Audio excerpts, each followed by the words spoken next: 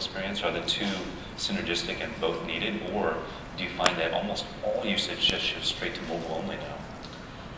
So I think we were, I remember back at some of the strategy sessions in sort of 06 timeframe, we were thinking, is mobile going to be big? And it sort of seemed like it might be big, but then there's this sort of reservation that you were like, well, this is a freaking big transaction. This is like the single biggest financial decision you're going to make when you're buying a property. And so you kind of think of big decisions. You need to sit down. You need to kind of be there, and you need to be really focused on the screen. And clearly that was completely wrong. That this is about browsing. This is about engaging. You're in a neighborhood. You're like, God, this is such a nice neighborhood. How much do properties cost in this area? But I do see them complementary. If you're sitting down and making a big decision, then you want to have access to the information. Yep. And I think they are prerequisites to each other.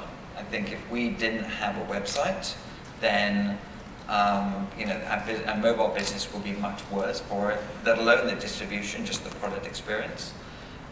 So they're more than complementary. They are they're very much additive to each other. That's very interesting. I think we'll dive into maybe even the notion of mobile-only marketplaces in the second half. But to continue along this, what are the revenue streams in your marketplace specifically? Yeah, so it's the core consumer experience, or all the consumer experience, is free, but we charge real estate professionals to get access on a zip code basis to either promote their brand or promote their listings or promote their phone numbers so consumers can contact them. And that's worked extremely well. You think of real estate agents, they care about massive reach in a tiny market. So for instance, there's plastered over supermarket trolleys and bus shelters and park benches, and they care about that specific geography. And so that is obviously, that's a natural transition to online, and so and then ultimately mobile. And I think that's probably the biggest single challenge, is just educating the industry that mobile is not just an alternative to newspaper and offline medium and postcards, but 10 times better in terms of ROI, in terms of data, in terms of insights. For agents on this marketplace, were they starting to use it as their like practice management system almost, or something that they would even run their business more and more on as their own tool? Yeah, so it's interesting. So, you think of real estate agents, and these are the ultimate mobile professional. And, they are running around, that's looking at houses. They have maybe a home office or maybe a desk at a firm, but they are the ultimate mobile professionals. So they've been pretty early adopters of the technology, and we've expanded the marketplace not only to, historically we've been focused on the consumer side, but now we have a heavy focus on the providing tools for real estate professionals to run their business via mobile devices. So we bought a company, we announced it a couple of months ago, called Market Leader, which is the leader in providing software tools to real estate professionals. So this is CRM, this is email follow-up, this is marketing tools, and I think it's the real estate industry itself has been slower than consumers to adopt these forms of technology, but for us as a business, it strengthens both sides of the marketplace by building these tools. Plus, it drives significant value to the participants, and then also obviously revenue benefits as well. So pushing on that a little bit, we were investors in Red Beacon, which was also sort of a service marketplace, which Home Depot acquired. Big challenge for service marketplace has always been, how do you keep the transaction on platform so you can take your cut? Because you'd always wonder, if the transaction is big enough, don't the parties want to go off platform, go around you and save that 10, 20, 30% cut that you would otherwise justify? Yeah, so in real estate, it's all off platform, right? So it's, you're not going to, unless you're a very successful venture capitalist, and you're not going to add to cart for a property. It's just not going to happen in terms of purchasing things via your credit card. So you're going to inspect the property, you're going to tour around, and it's inherently offline. So I think that what we've what we focus on more is just the providing marketing tools and great visibility to the performance of those marketing tools, and then giving the tools to help to convert that as well. So not even the referral fees or commissions or bounties or those sorts of things for matching? So it's purely subscription, and in real estate there's some complexities around participating in the transaction, which is not, it's not a focus for us. We love being a subscription and software company, not a part of the transaction. Yep. Plus there's a lot of, it can change the dynamic with the participants if you shift from being a participant in the transaction than being a marketing channel. So this is something I've been thinking about for the evolution of two-sided marketplaces. As a startup, you've got the chicken and egg, you've got supply and demand to get one of those right first, eventually balance the other factor. Yeah. But over time, you're eventually building two companies. You're building a marketplace, which faces the buyer, but you're building also kind of a freemium SaaS business almost for the seller or the service provider, right? Yeah, exactly, and that's exactly right. When we organizationally we have two divisions, I suppose. And I think it's sort of interesting question. How do you build both sides of that? And I think just the company is around 8 years old now. I think there's probably a couple of sort of inflection points in the growth of our business that really helped us. And I think that reflecting on that, the sort of lessons from my perspective is that early on I think everyone says product, and product is absolutely essential for success. But business development was key in the early days, because I think when you don't have strength in one side of the marketplace, building business development relationships, for instance, with real estate franchisors and brokers, from our perspective, was critical, so that we had enough inventory on the market until we got the consumer side. So business development was key. Platform shifts, absolutely key. So clearly mobile was a vacuum that the incumbents are going to be slow and execute poorly, so that created an inflection point for our growth.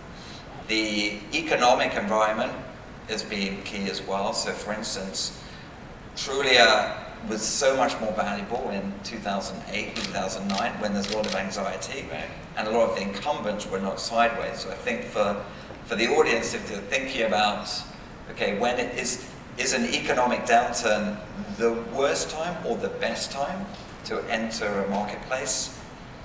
If you can raise the money, it's the best time. Interesting. Because it's the incumbents are not sideways, and you can build, the participants in the marketplace will give you a little bit more leeway until you build the other side. And then obviously speed. So clearly, if you start to get traction, it is about speed and execution to enable you to move fast, because as you've seen in many other marketplaces, the barriers to entry are driven by scale. And so if you can get scale quickly by running fast, then you build significant competitive moats around your business. So you started on the supply side first, agents, listings, inventory, in building out your marketplace, is that correct? More so than the demand side? So both sides. So the demand side won't come to you unless you have consumers. So it wasn't, we ran them in parallel. So very distinctly in parallel. Now, did you curate or target specific inventory or supply elements? So meaning, did you go after front of tail agents that already had distribution that they could bring consumers with them to your platform, or was it more long tail or just sort of uncurated, going for mass, for instance? So in the early days, we actually didn't have too much geographic specificity, but we did. So we didn't think too much about geographies, which I know many marketplaces do, and we focus more on coverage and listings. So for real estate, as folks know, if you don't have most of the inventory, I'm going to the next guy, which might have a poorer user experience but have more inventory. So it was more about just raw number of listings. So that was the focus. Very interesting. Good. With that, I want to include the rest of the panelists and maybe start off with a quick introduction of yourself and the company and what it does. Let's start with Manish. Manish, Chandra, founder and CEO of Poshmark. We are a mobile marketplace for women's fashion. We let women buy and sell fashion straight from their closets using their iPhone or iPad. And I'm Shank, CEO and co-founder of HotelTonight. We're an app for booking same-day hotel deals. I guess we are a marketplace in many ways for hotels that have excess inventory, and we make it easy for them to load that inventory into our app, provide a selective discount, and then we make it very simple for consumers to book those hotels and get a great place to sleep at a great price. And Sam, are you mobile only or also with web, or how do you? Yeah, we're mobile only and app only. We don't even have a mobile web experience, and the reason for that is that travel is a big market. I've been in this market for a number of startups, and we had the choice as to whether or not we wanted to do everything or whether we wanted to be the best at this emerging platform. And that was what I was very interested in, was being the best and providing the best experience. And in that, with mobile booking same day or booking on demand goes hand in hand. That use case, which is new, that is really enabled by the mobile device, was something that we wanted to focus on. The other reason for that has to do with our relationships with our hotels. Traditionally, relationships between hotels and online travel agencies has been very contentious because they're effectively competing against each other for the same booker, or same customer. And in our case, we help the hotel sell something that they're not very good at selling themselves or don't have an ability to sell themselves, which is a last-minute consumer for a room that they've already said they're not going to be able to sell. And through the App Store marketplace, which is hard for an individual independent hotel to have a presence in. So we can be a very valuable partner for them, and we can bring them new business and incremental bookings. For that reason, the hotels that work with us are very happy with it. It's interesting. It's almost proof that the more real-time or impulse a purchase or transaction is, the more suited it is for mobile first or even mobile only.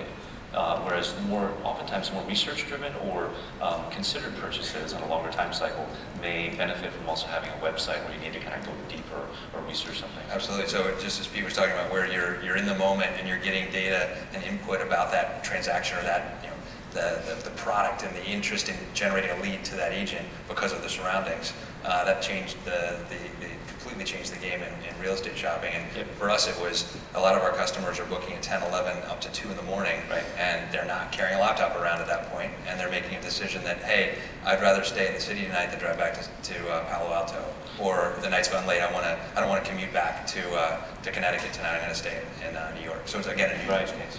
Is your supply pretty much unique? You wouldn't be able to find that supply on regular travel sites. It's a unique format, therefore it is a unique supply that you offer. That's right, it is. The hotels, we work directly with every hotel. They give us the price that they want to sell the room for, and we give them guidance around whether that price is going to be competitive or not. And on any given day, we show about 20 to 30% of the hotels that give us inventory. We only surface the best rooms that are being presented, and if a hotel isn't providing a great rate that day, that's fine. They just won't have the opportunity to sell on HotelTonight.